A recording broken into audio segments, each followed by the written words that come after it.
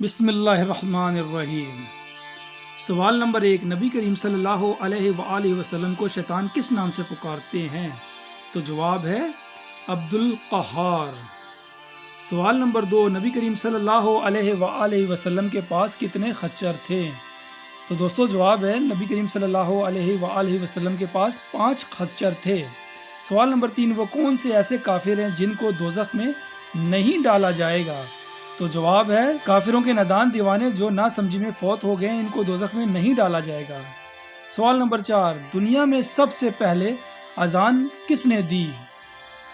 تو جواب ہے حضرت بلال رضی اللہ تعالی عنہ۔ سوال نمبر 5، سندھ مدرسۃ الاسلام کا قیام کب عمل میں آیا؟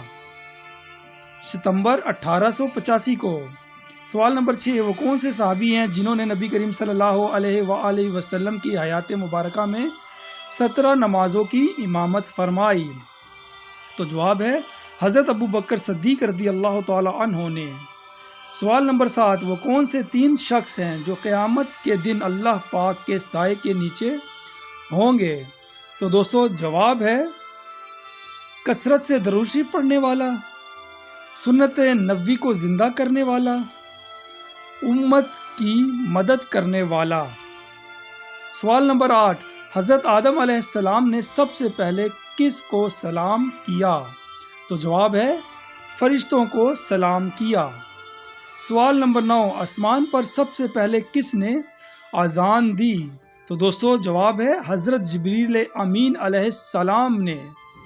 سوال نمبر 10، علم کا سیکھنا ہر مسلمان پر کیا ہے؟